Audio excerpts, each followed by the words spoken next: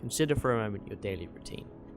You wake up, you shower, you might have breakfast, and then you leave for work or school or whatever else your day holds. In that short sequence, every interaction that you've had has been designed by someone. Be it the clothes you put on, the packaging around your shampoo, or the icons on your car dashboard. And now consider everything you interact with. At some point it becomes almost impossible to create something entirely new. So where does original thought fit in the world of design? My name is Ed Austin, I'm 23 and I'm a graphic design student at Falmouth University that has never created an original piece of work in my entire life. To elaborate, what I mean is that I've never created something that hasn't taken influence, either consciously or subconsciously, from something else that I've seen. And I think that idea is really fascinating. So throughout this documentary, I plan to look at design through a counterfeiter's perspective and copy the work of someone on my course. My chosen victim is Tom Benford. He's my housemate and fellow student. He has absolutely no idea that I'm doing this, and it will be really interesting to present him the work that he's made as my own and see how he reacts to it. I've got an interview with him before I show him his work, and then I'm going to show another interview of him after. So this is basically like a controlled experiment that I'm running, and I feel bad for him, but also I'm just too fascinated in what's going to happen to not take this up. I feel like designers are not really prepared for this at all. It's just sort of something that might happen, and then you'll either notice it happens or you don't notice it. But once you put something online, it's basically gone. You know, you can claim ownership all you want, but the fact of the matter is someone else can very easily copy that from a screenshot or simply just replicate it and say that they made it. Don't really know what else to say. Just get on with it, shall we? I think there's something really alluring about creating images, and I think that there's sort of this like hidden power in creating images and kind of influencing people. And I think as a kid I always just found images interesting, and I don't know, particularly like Photoshop kind of got me involved in creating images and creating photo manipulations, and that's sort of where it all started with me. And then I discovered that graphic design was a thing, and then sort of from the moment that I discovered it was a thing, that was the one thing I wanted to do, and I sort of always knew.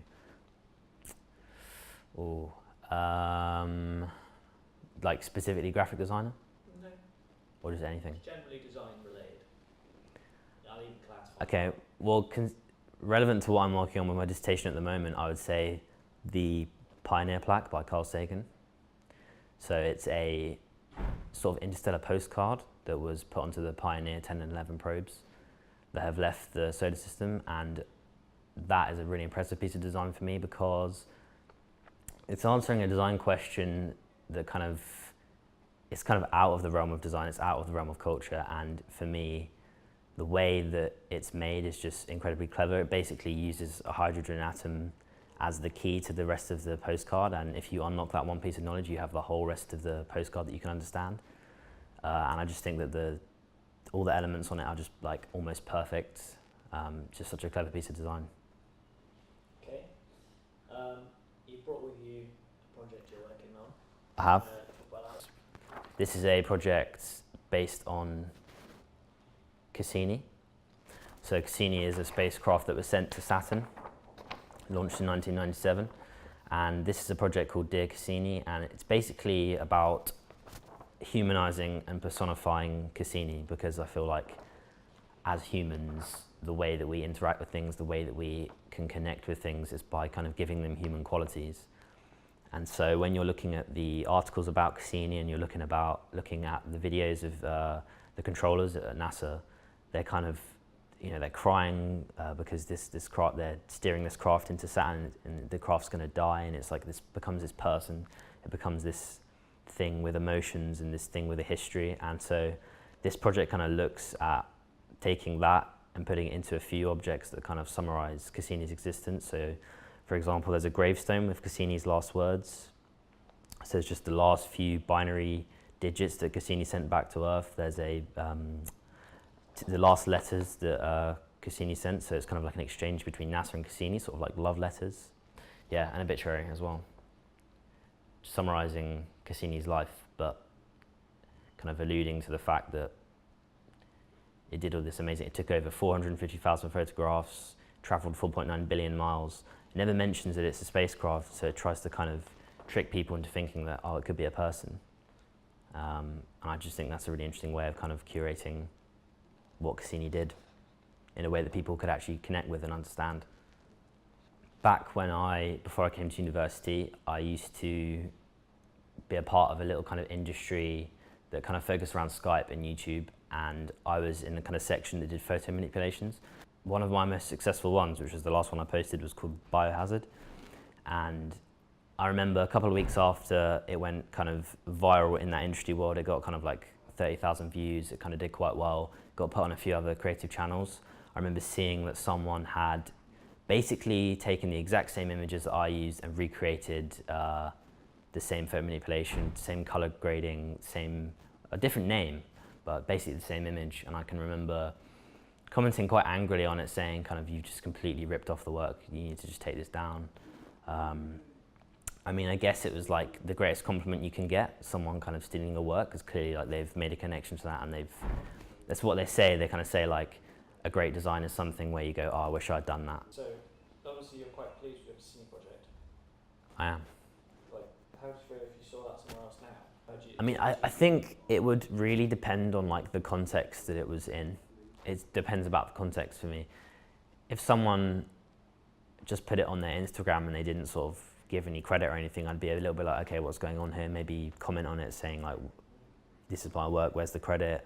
Nothing too rash. But if I saw someone, for example, their portfolio website, and they had it listed as their portfolio piece and they'd literally just taken the images, I'd have a real problem with that, and I would probably kind of send like a really strongly worded email saying like, breaching intellectual property here, you need to take this down. So I think it depends on the context, and I think that's why it's so difficult to kind of like create laws about it as well. It's just because the way that it's kind of used in a certain context can have a completely different meaning, if you know what I mean. I think it's hard to steal in a way, because it's kind of a weirdly unique project, if you know what I mean. It's a weird take on it. I also don't know why someone would want to.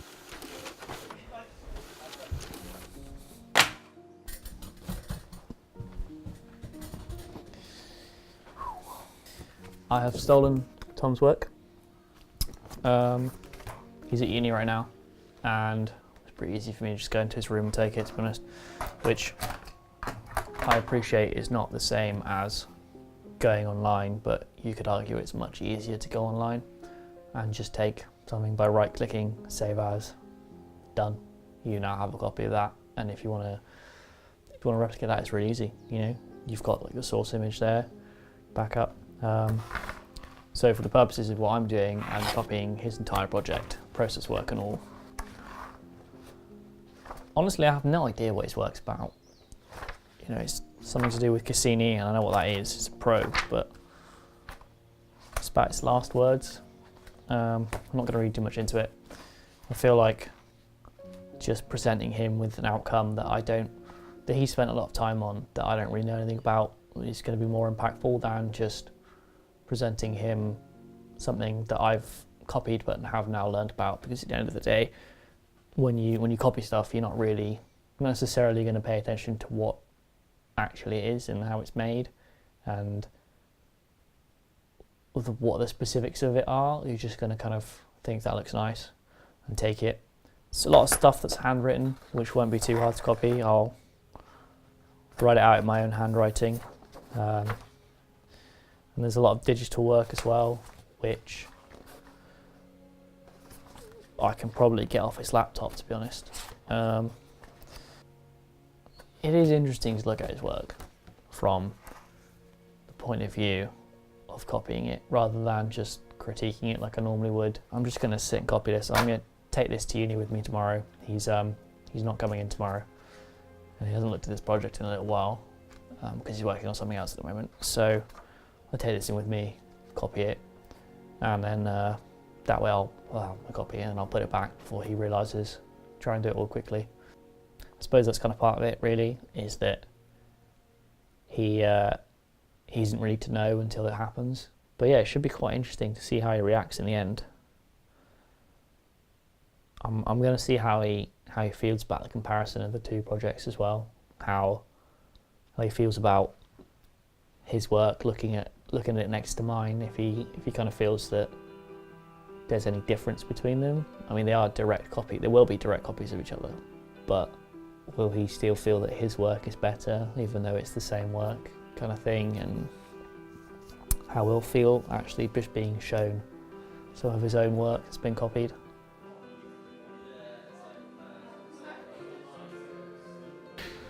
So I'm Matt Dixon, and I graduated from Central St Martin's in '95. I got a job pretty much straight away after university, or college in those days. Got a job in the East End, working for Art Angel and Saatchi, and various other galleries and arts clients, so I was very lucky. Then I moved from there to Ministry of Sound, and I was an art director and a designer working in the music industry.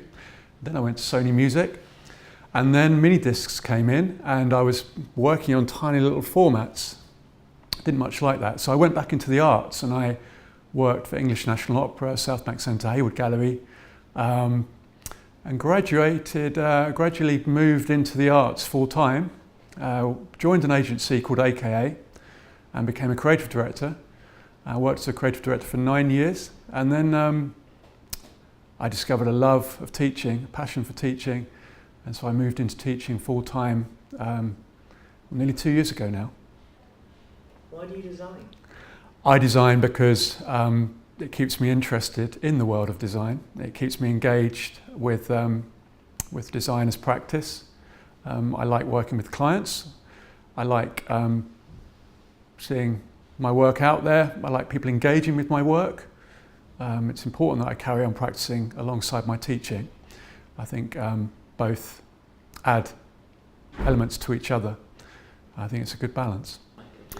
I tell you what's sprung to mind recently through working with some students here is the This Girl Can campaign, which has remained with me just because of its cut through and how powerful it was at the time. A fantastic campaign for a fantastic client, and I still remember it, which is obviously testimony to its cut through and its impact. I believe you also have some examples of work that you've made that's been counterfeited or directly copied. I have. So this is quite an interesting one. I was asked by San Francisco Ballet to create a season campaign for them. So they came to me and said, we want something fresh and new.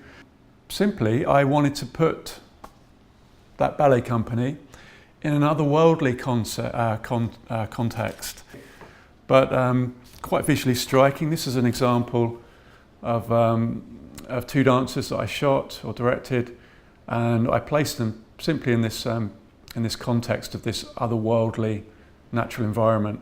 So that was one iteration. A year later, I was sent this by the client. It's actually a campaign for Louis Vuitton. I think it was shot by Craig McDean, and it has a striking similarity in the sense of those models being placed. That's Emma Stone. The models being placed in that environment, which is really quite similar when you put them side by side. In fact, you could almost paste them side by side and have it form one image. I was initially taken aback, and then I had a response of feeling quite chuffed that Louis Vuitton had seen it fit to kind of nick my idea, I guess. And then I had a feeling of, well, come up with your own blooming ideas, because I had to work quite hard to sell this in to the client. Anyway, it's a mix of emotions when you see your work being copied, and it's not the first time. I've had other instances where I've come across things I've seen on the underground or on billboards, and I thought, looks familiar. But, you know, it is what it is. There's not a lot I can do about it really, other than take a little bit of comfort in the fact that people have seen what I've done and maybe borrowed from it in some way. Another example I have here is an identity, a brand campaign that I produced for the Donmar warehouse. It was a campaign that journeyed to New York when the production they were working on journeyed to the States. It was a campaign for the Shakespeare trilogy season, which was a season that comprised 3 plays: Julius Caesar, Henry IV and The Tempest, and they all starred Harriet Walter. So this went to New York and it was a great success. Everyone loved the campaign as well, really good. And then about a year later, or maybe more than a year later, I was walking through Soho and a bus passed by and I saw this on the side. It's a production image for Red Sparrow, which is a movie starring Jennifer Lawrence. And I thought, well, there's a similarity there in the sense that the eye is cutting through the key art. So I put the two side by side and, you know, maybe that's been nicked, maybe it hasn't. I'm not that bothered. I think it looks great. It's got great cut through. I think the two can exist in the world side by side, albeit separated by a year. So I wasn't too bothered. It's quite complimentary, as I said before, that maybe your work, my work, has been borrowed, has been influential in some way. Yeah, so it's not too much of an issue. And again, there's not a massive amount I can do about that, other than kind of live with it. Yeah, I mean, it's likely to happen. It's likely to happen if your work is out there in the public domain, and we see where work is copied online. Everyone puts their work online, and that's great. People look around for inspiration, and some people take inspiration quite literally and copy, and that's not great. It's never been great, and it should be. It should never be seen as acceptable, but it does happen, and we should all be prepared for when it happens. There's not a massive amount we can do about it, unfortunately, other than, as I said before, other than to think, well, my work has been noticed, and to take comfort from that and to be encouraged by it. There's no point really being too annoyed about it.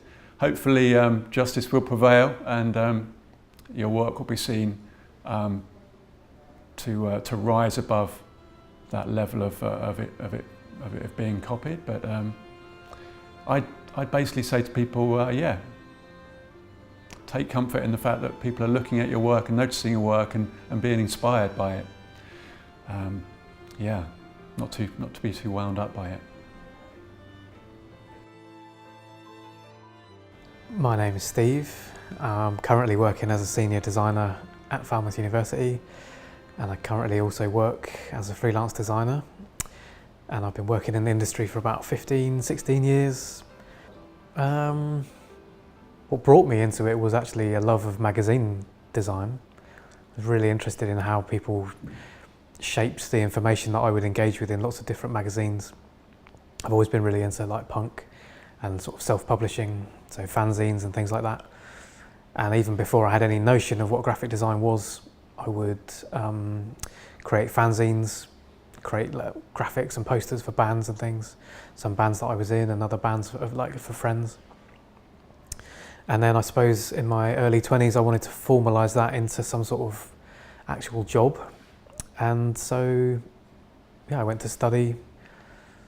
And I suppose through the act of studying and then through working in industry, I realised that design is more than just information design as I had perceived it. You know, particularly wanting to work in magazines, I found it was a real empowering opportunity to communicate, like for myself or for clients, and connect with audiences through ideas. It's just an amazing opportunity. Were there any particular magazines that you were very fond of that you remember? Yeah, I mean, there's one punk magazine from America called Maximum Rock and Roll, which is still going, and Punk Planet as well. But I was also really into BMX and tattooing, and there were various magazines around at the time, like Dig was a BMX magazine, and Tattoo Life, which doesn't exist anymore, but that was a really cool magazine that covered tattoo artists from all over the world. So all of those things just made me fascinated with how, I was so engaged with the content and so engaged with how different layouts would make me either really engage with it or less so, that I wanted to try and understand some of those principles. Can you tell me a little bit about the few pieces of design that you had copied? Yeah, there's a number of instances. So one of which that's really quite well known, I suppose, in the world of graphic design. It's not a project that I actually led, but it's a project that Landor completed in 2008 in Australia, doing the City of Melbourne rebranding, so place branding. And at the time, it was a really elegant, really clever execution that involved a sort of hero M sort of geometric mark. And as soon as that was released, it got lots of coverage in the design press, but it also got lots of coverage just because it was a really prominent example of good quality place branding. It began to be copied all over the place, and numerous instances of people just literally taking that mark and reapplying it for their own purposes, and many more instances of people clearly closely referencing that content and making a version of it. Part of the issue with that is that it was so distinctive that you can't help but see when it's been copied. I don't necessarily have an issue with people copying design work, but I think you should credit the author or credit the owner of the original work if you're going to do it. So that was one example. Another example is probably around 2006, 2007, I was working at an agency in London called Luminous, and we created an identity for Earth Hour, which is the World Wildlife Fund initiative to get people to turn all their lights off on a particular date and time. And we created this visual language that was all about writing with light, so using a torch and a camera on a long exposure and writing messages. And at the time, that was really unusual, and it didn't really pay reference to any other piece of design work that was out there. And as soon as that launched, and then in the next, say, 18 months when we ran it again and again, that technique of light writing became completely prevalent in design and advertising. There was loads of campaigns referencing it. And it's not that we had ownership of light writing by any means, but you could clearly say what that campaign that we created provided the inspiration for lots of other people using that technique. So in some ways that's quite a positive example of being copied. But yeah, in some ways it's flattering if you see that your work has had enough of a profile for a lot of people to see it and a lot of students and other industry folks to reference it. So it's not always a bad thing. How did you find out that people were copying you? Was it purely just seeing it somewhere else? Or were there people telling you, like, you made this, didn't you? Or? I think a combination of those things, yeah. So sometimes it is that you just encounter it, on your travels in the online world, or literally in a physical encounter. You might go past a billboard and you think, that looks exactly like what I did 6 months ago. But often it's through word of mouth and through other people in the design profession saying, I know you did that work a year ago. Have you seen this that looks exactly the same? And different blogs like Brand New that talk a lot about new branding projects are quite quick to identify when things are. Also looking at the comments on that page is quite interesting, because all designers that comment on pages like that seem to be obsessed with finding links to other people's work, which is not always a healthy thing, because some things, I think, I've seen lots of examples in the industry over the years where two pieces of work actually do look relatively similar, but I don't actually believe that they were a direct copy. I think it was just that there's a certain frame of reference that we all have, and it's quite natural that we sometimes might arrive at the same or similar conclusions. Do you think that students in design are kind of prepared for this aspect of design, or prepared, kind of told that it's a thing, that as soon as you put something out there, like, that's essentially gone, that's to the open market now, and obviously legally you can't just take whatever you want, but that doesn't stop a lot of people. Mm. Do you feel like that's something that should be kind of reinforced to students, that they should be prepared for this? Or? Yeah, it's an interesting question. No, not necessarily, because I think part of why your work will be copied is because, not always, but often, because it's of a really good standard and people want to emulate that. And I think there are obviously issues around intellectual property and who owns what. And if you create something in your studio on behalf of a client, do you as the designer own that, or is it the client's ownership, or is the ownership sort of like a nebulous concept anyway? Because once you put it out into the world, how can you really own anything anymore anyway? But I suppose my point is that I think not every student would encounter that anyway, and if they were to encounter it, it's just something that you deal with as part of your journey towards becoming a designer, I think. I actually think it's quite positive if you find that your work is of a decent enough standard that someone else wants to borrow from it.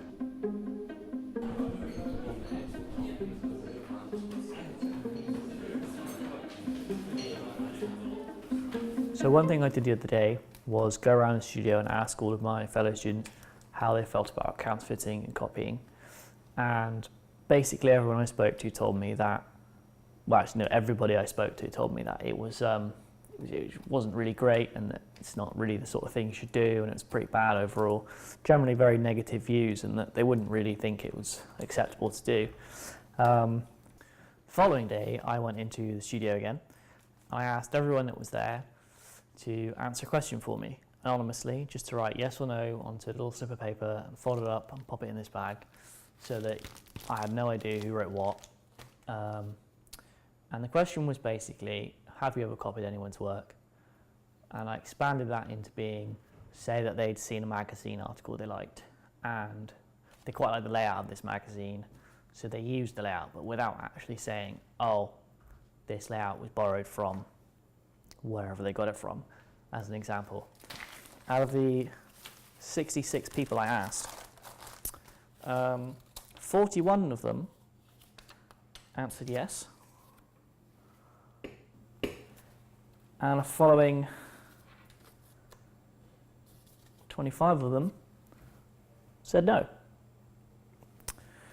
which was quite an interesting result, given that all of them were telling me that counterfeiting was bad. And I would hazard that it would be an acceptable argument that everyone that said no, they hadn't copied anything, is probably lying, because at some point everyone will copy something in design. I've done it, everyone I know has done it. There's been a few times when people have put their work up on the wall and I think I've seen something quite similar to that on Behance or Instagram or just online somewhere, or Google Images, you know, or some designer's website, and I think, did you not think anyone would notice that? How could you feel that it was acceptable to put that up? I mean, sometimes people do make very honest mistakes and they do take influence without realising it. But yeah, it was quite interesting, and if you look at these two piles, you can see quite clearly that there's almost double number of people that have copied people's work, even though they told me that they hadn't. And that was really interesting. My name is Georgia Gooch, and I am an illustrator in training. Why do you design? What is it that you like about illustrating, creating?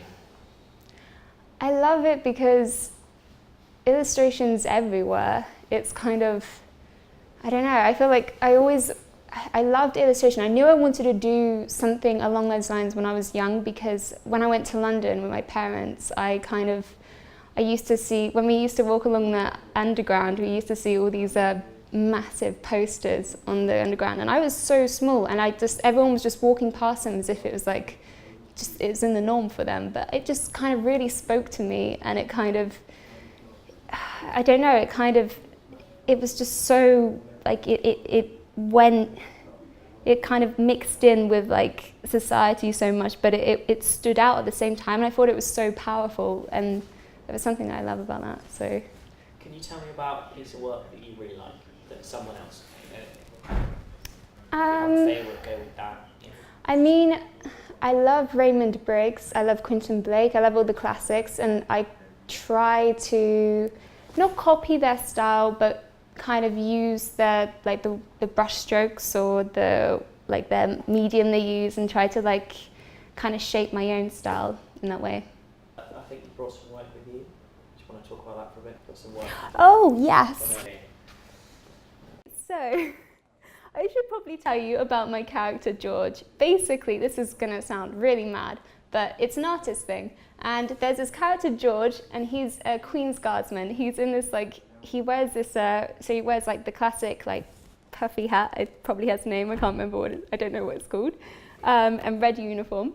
And he goes on all these adventures, and I swear to God, he's going to be like how I make my fortune, how I'm going to become rich because of this character. I probably sound crazy, but I love George, and he's going on all these adventures. So he's at the moment in this picture I've drawn, which I love anything to do with space, and I know I'm terrible at drawing it, but there's like these all the stars around, and there's planet Earth in the corner, which you can't really see. And then there's this character called Puck, who he's like kind of floating around in this tunnel. Oh, and I forgot to say, George has this pet cat called Mimi, just because you need two characters when you're designing a story. And he's in this rocket, and he comes and saves Puck because he's been floating around in this tunnel for about a year, and he doesn't really know what to do with his life. But it's kind of like a really jazzy approach because he's got like this radio that he listens to, and he's just kind of floating around looking at space. I mean, that's quite cool, right? Yeah? Someone else taking credit for your... Oh, that's a different story. Yeah. No. If I could do something about it, then I would fight to, I don't know, I would see what I could do. I'd research into how I could, there must be some kind of law against it, surely. So I would take it to court if I could. If I couldn't do anything about it, I mean, there's no point. I mean, if it's something I really love, like at George, and I've been doing him all my life, then everyone around me would know because I tell everyone about this character. So, but there's no point, I guess there's no point staying really angry about it, because you just have to move on. I mean, I know it's your work and everything, but what can you do? Okay, so if you were to put that in one word, and before I kind of brought any of this up, did you ever think about people taking your work? Like, did you ever think about no. Posted it online, potentially anywhere, anyone could take it? No, I think I'm really naive in that respect. We're not warned about it in our lessons or anything. There's no lecture about it, what to do.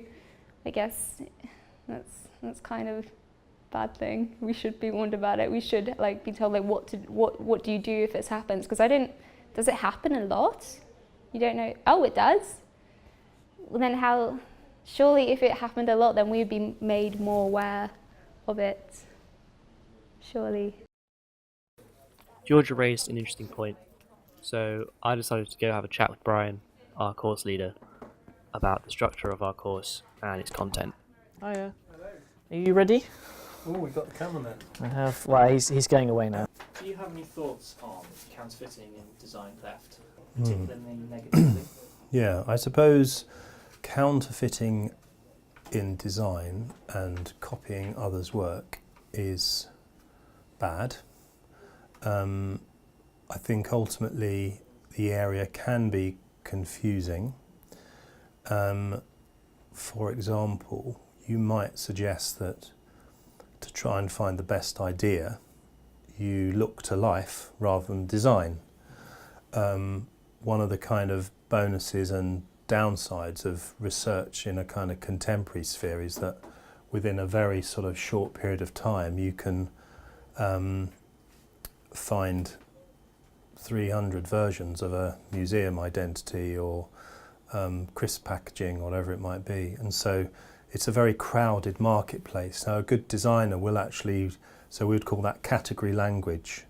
So I don't think that's counterfeiting, that's about kind of what are the kind of, what are the conditions, or what behavioural conditioning has kind of existed in a certain sector.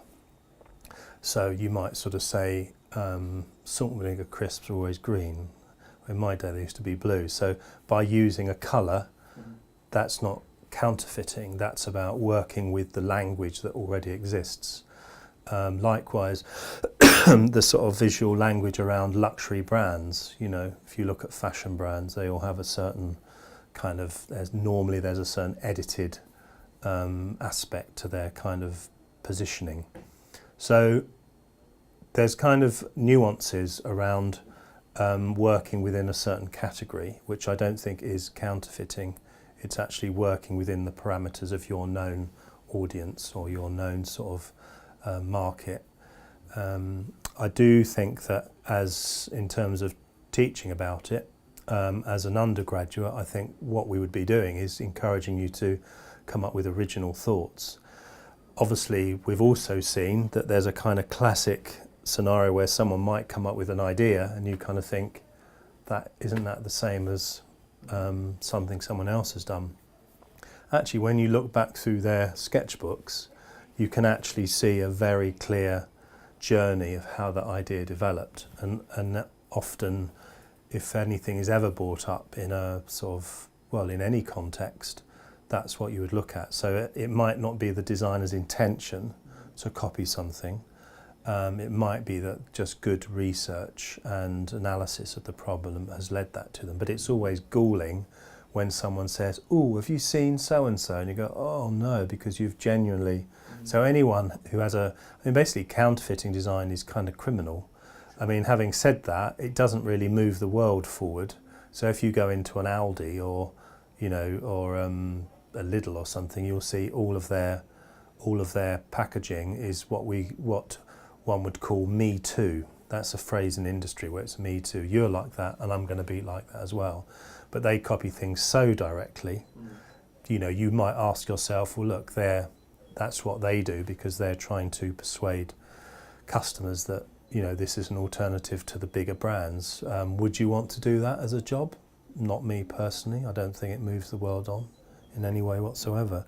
The other thing we might do, so that's what we do on undergraduate course, and then what we do in, say, on the postgraduate is we do have discussions around intellectual property. So how do you protect your idea? What are the methods of patenting? Which is, again, more probably likely in product design and stuff like that.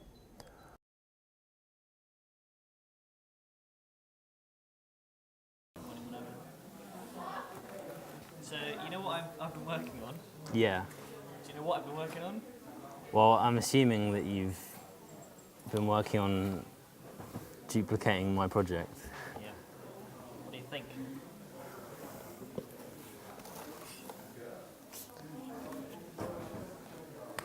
Cool, you must have spent some time tracing over this. No, I spent about 20 minutes doing this.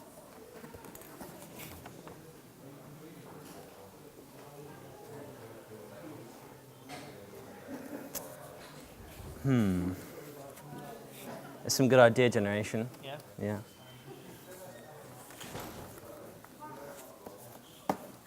Nice. It's pretty weird, you know? Yeah? Yeah. It's pretty fucking odd. Do you feel uncomfortable? Oh my god, you've done that whole thing as well. Yeah. Wow, you must have really got an insight into my head. Actually, I just copied the work you gave me. It was really easy to do. Like, really easy.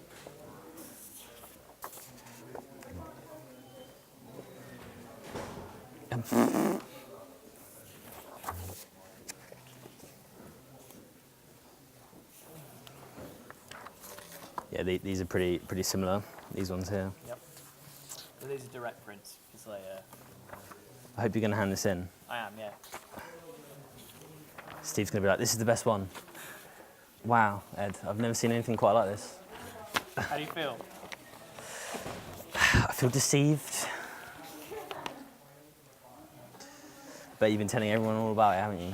I haven't actually, only learning team people. I only just told Josh today. It is odd. It How is do you odd. feel seeing your work but in all my handwriting? In your shitty handwriting. Thanks. It's like, it's weird, isn't it? It's like studio doppelganger. Like, Prince magic brief. I've tried to make it as accurate Do you as think possible. you understand my project anymore now? No. But that's Interesting. kind of the point, is that I have no clue what it is, really. But I can still copy it really easily. So you're saying all of this took you 20 minutes? Yeah, about 20, 25 minutes. Fair play.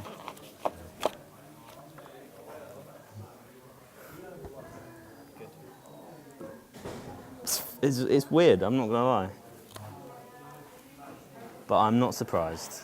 Oh, why not? It just seems kind of obvious now. Now? Yeah. Did you have any clue beforehand? I mean, I wondered why you asked me to see my project, but I assumed it was because, actually, well, you wanted the boards as well, so you probably copied the boards too. I haven't copied the boards, that was just genuinely my own, what are you doing? Fair.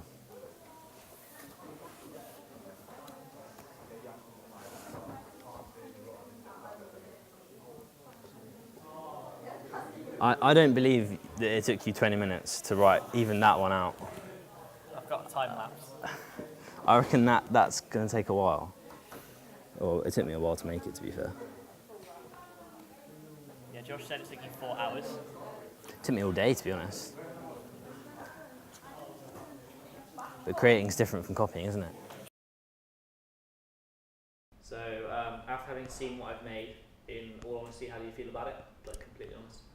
In complete honesty, I don't really care too much, mainly because I kind of, when you showed me it, I understood the whole context of why it was being made, and I think personally, for me, because I've had some work stolen in the past with the YouTube videos, I kind of understand that it's about this like disparity between outcome and origin, and I think that when people kind of take someone else's work or copy it and then they've had more success than the other person, that's when there's a problem. And I think that in the context of this being made, I think that you know, like if it's not being submitted, then there's no real like outcome, there's no real like profit off the outcome, and it's more just like an experiment in kind of like counterfeiting.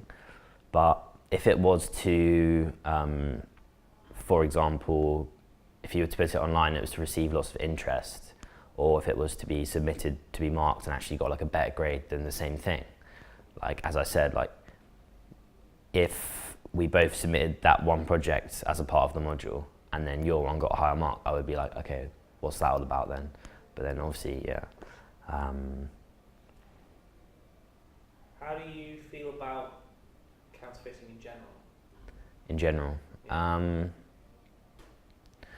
I think, I guess I could say I despise it. Like, whenever I see someone who has copied someone's work, I just lose all respect.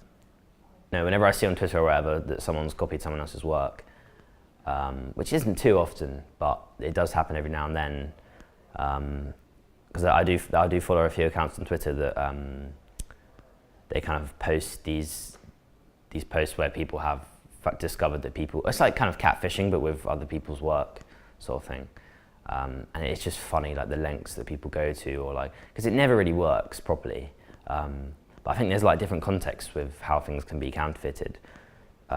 So like, for example, this was like in one little studio in one little university at the end of Cornwall, but then, for example, there was one occasion where H&M stole a freelance illustrator's work and they put it on, I think they put it on some of their clothing, didn't pay her at all. And obviously these are selling and they're making massive profit margins off these items. And the illustrator was there kind of crying out saying, like, what's this all about? Like, this is my work. People got behind her on Twitter. There was a lot of like likes and retweets. But at the end of the day, H&M had more money. The lawyers just quite like shut her up, you know, she couldn't do anything about that. So I think there's this context of like how it's received, you know, it's about that idea about art being about being received, art being made to be received, about it existing in a wider context. And I think counterfeiting exists in different contexts, and the problems arise, and I feel personally that when there's like a disparity in like the success of it, that's when there's a problem. You know, you can blur the lines, like if someone was to repost my, for example, the YouTube videos I was making, and not credit me at all, but like give it the same name and kind of maybe not write a description, I would maybe think, maybe this is just like, oh, I enjoyed this work, and they're just like sharing it to their friends.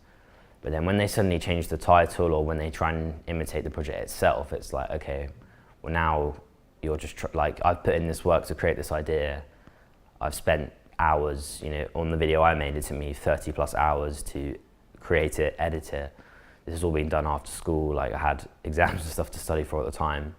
And this person had just literally taken this idea. They'd literally found the same source images. They'd created the same image. They color corrected it in the same way. I'm pretty sure they sampled the same colors straight out of the image. And I could see on this YouTube video that he was receiving likes and he was receiving positive comments. And I thought to myself, well, this is fucked up. Like, you can't just take someone's idea like that and just kind of get away with it for free. So I did email him and write a comment on the YouTube section. But then, yeah, I don't know, then there are also funny situations where, like with the video I made, there are other channels that are kind of creative hubs that will repost other artists' work, and my work got reposted on there with my permission. And then there were some people saying, oh, you copied this from this other person. It's like, so people get confused with it as well. And I think that that's part of the thing with graphic design. Like, it made images like reproducible, like they can just be mass produced like so easily. And like, what is the original image? Like, what is origin? Like with art, when you have these amazing paintings, like only one of them exists. Like, you can try and imitate it, you can do a really good job, and I'm sure that happened, but you're still going to find that there's slight differences, or people are going to be able to discover that. But nowadays, that's just been exasperated massively, and it's like telling the difference between images is just almost impossible. And we create, so like, you know, when you're hand painting and when you're painting a painting, it's going to be imbued with all of your personal strokes, the way you work. Like with the images we make, they're just zeros and ones, and like that can be replicated exactly. So like there is, I don't know, like, yeah, there's that problem. Does it bother you that you spent all this time working on it and I copied it, but I have no, my understanding of Cassini is not developed at all. Like, I don't really know anything about it. I read it for the purposes of copying it, but I didn't absorb any of the information in that sense. I think it's a shame because the project was made with that in mind. It was made to kind of educate people about this space probe. I mean, I don't feel too sad about it, but like, it's kind of surprising that, I guess it was passive copying, but it's kind of surprising that you kind of sat there, did write out all this stuff, and then actually there was no interaction with like the meaning behind the project or what went into it. But I guess that is what counterfeiting is. It's hard, it's ruthless. It doesn't give a shit about the context. It only cares about the item itself, the artifact, and the value the artifact has in that society. So it doesn't give a shit about how hard you worked, how important it was to you, what it was about. It just cares that this is cool, I can make some money off this, like, or I can profit off it in some way. Power, social media likes, whatever can get them up to the next level, whatever can step up whatever their plan is. So I guess it speaks to that true counterfeiting element where it's just completely ruthless and it just does not care about what the project's really about. So in a way, I'm not surprised because that's what it is. How did you feel about the quality of the work I reproduced compared to the quality of the work you made? Pretty much a one-to-one situation, like, because obviously the scans are going to look the same, they're scans. But I mean, I think you could fool anyone with that, really, because like the work has gone in the original work, the work has gone into it. Like, it is my brain on a page. It does follow a very natural flow because it has been made in a very natural way. The copying is just imitating that in a new handwriting and a new style. So it still has that essence of like, okay, someone thought about this. These are their thought processes. So the quality was, I think it would pass in almost any situation. I think it would definitely be marked without a doubt. You know, the handwriting's slightly illegible, but like people don't always have good handwriting. It's not important. Everything was there that was needed. The project did get a good mark when it was submitted. So if this was submitted as a copy, it has everything the other project has. The only things that would possibly change the mark would be the person or the relationship with the tutor, or those kind of extra things that form the kind of metadata of what creates your mark. But as a project itself, it does a pretty good job of copying. And I think if people didn't know that I had made the Cassini project, maybe they would have believed that that was your project. But obviously, it sits within that context of like your interests. And because I have an interest in space, it's obvious that I would be doing that as a project. If it was something that you had a passionate interest in as well, maybe people would be even more convinced.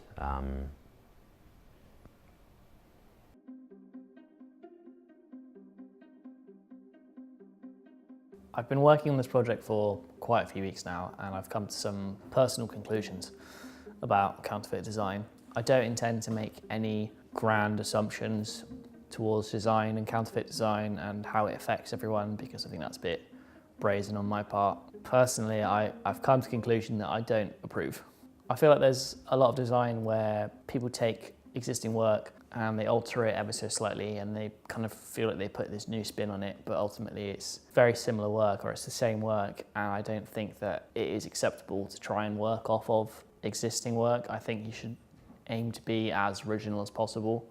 Tom was my victim in this case study. I took some of his prized work and I made it my own, and I claimed it, and I said, you know, I made this. I did it all without his knowledge. I took every element and I recreated it for my own benefit. I have to admit, Tom's reaction was a little bit underwhelming, but I think his reaction was that way because he's quite smart and he understands the context. And as he said, you know, we're in one little university in the south of Cornwall. It's basically the middle of nowhere, so it's not really a big deal. It's, you know, I presented him with his project, and I suppose from his point of view, it's probably kind of funny. He'd be like, oh, he's done this thing, you know, oh, whatever. It's not real. It's not that I put his work online under a false name, for example, and then showed him like, oh, have you seen this? This guy's posted exactly the same stuff of you. But the problem is that wouldn't be believable because Tom hasn't posted that work anywhere. So it would be ridiculous that someone has somehow managed to get hold of all of his work, and given that I'm the only one that's borrowed his work, he'd know it was me. So it would equally invalidate the little experiment. Personally, I can't condone counterfeiting someone else's work. I don't think it's acceptable. I think you should strive for originality wherever you can, because otherwise you end up with 300 things that all look basically the same and there's nothing new, and often that's what really sells a product or communicates a message or whatever it is that you're trying to design. It's something different from everything else that's already there. It's these differences, these kind of like original thoughts that make things stand out and make things interesting to consumers and the general public. And I think that is what all designers should really strive for, rather than claiming others' work that they haven't made as their own. One thing I found to be most interesting was that professionals, staff members, they all kind of agreed that sure, it's a bit shit and you don't want it to happen, obviously, but it's kind of a compliment more than anything, in that people think your work is good enough that they actually want to imitate that. Unlike the student opinion, which was entirely negative and very, very much against counterfeiting, copying. You know, they feel like, oh, I've spent a lot of time working hard on this, I'm trying to get a good grade or whatever. And I don't think it's anything I should condone, but at the end of the day, it's going to happen regardless. This experiment has affected me a lot more than I thought it would, in that I didn't think replicating Tom's process work and outcome would have any actual effect on me. It actually did. I felt bad doing it, which is bizarre because I know the context and I know that I'm not going to put it anywhere, and it's not going to like go out into the world as my work. You know, it's not going to be Ed Austin, creator of the Cassini project. I think the most impactful thing is just being the fact that I'm not doing anything that I shouldn't be doing, but I still feel like I've done something wrong. I imagine a lot of people came into this thinking that counterfeiting was particularly bad and it just shouldn't be accepted. But then again, there's quite a few people that actually don't think it's that bad, and they think that from something old, something can be reborn and recreated. And I can agree with that to an extent, but personally I feel that you should take inspiration, not a visual language or the whole content. The problem with going into this as a documentary for me is that I don't know what the outcome's going to be. I'm at the end of it and I'm trying to figure out what all of this is. And I think overall what it is basically, I'm never going to change anyone's opinion, but it would be nice to know that this has helped at least someone realise that actually I should really strive to be a bit more original. I should try and be more considerate about where my influence comes from and where I take it.